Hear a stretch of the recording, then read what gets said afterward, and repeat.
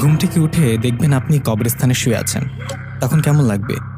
জীবনে কিছু ঘটনা ঘটে যায় যেগুলো কখনোই ভুলবার নয়। আজ থেকে কয়েক বছর আগের কথা। রাতে আমার ঘুম ভাঙে ভীষণ ঠান্ডায়। আরে এত ঠান্ডা লাগছে কেন? ঘুমানোর সময় তো কম্বল গায়ে দিয়ে ঘুমিয়েছিলাম, কম্বলটা কই? এইভাবে চোখ খুললাম।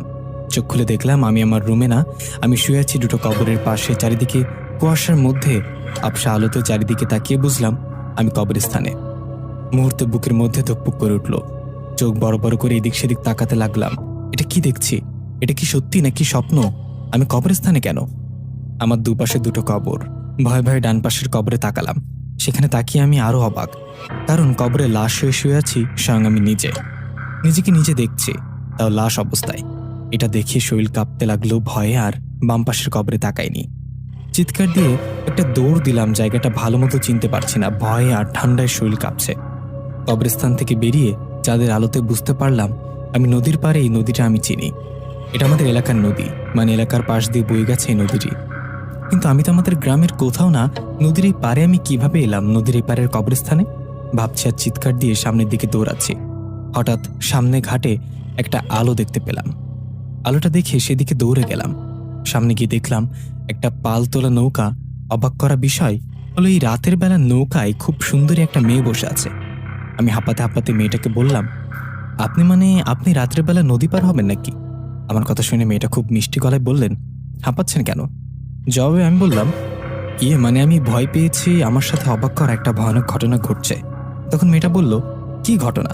আর ভয় পাবেন না, এখন কোনো ভয় নেই। কি ঘটেছে? মেয়েটার কথা শুনে আমি বললাম, আমি এগুলো এখন বলতে পারবো না। আচ্ছা, আপনি কে? বাসা কোথায়? কোথায় যাবেন আপনি? এই নৌকার মাঝি কোথায়? নৌকায় উঠে বসুন। কেন বসবো আমি? ওপারে যাবেন না নাকি এখানে থাকবেন? কিন্তু কে নিয়ে যাবে? আমি নিয়ে যাব। এই নৌকার মাঝে আমি। উঠে বসুন, যেতে যেতে কথা হবে। কি? আপনি? এই বলে মেয়েটার দিকে তাকিয়ে রইলাম। তখন মেয়েটা বলল, তাকে কি দেখেন? যাবেন নাকি আমি চলে যাব? না না, যাবেন না, আমাকে নিয়ে যান। এই বলে নৌকায় উঠে বসলাম। তখন মেয়েটা বলল, বললেন না তো কি হয়েছে? ভয় পাইছেন? ভয় পাইছি। আমি রাতে আমার রুমে ঘুমিয়েছিলাম, ঘুম থেকে উঠে দেখে আমি ওই কবরস্থানে শুয়ে আছি।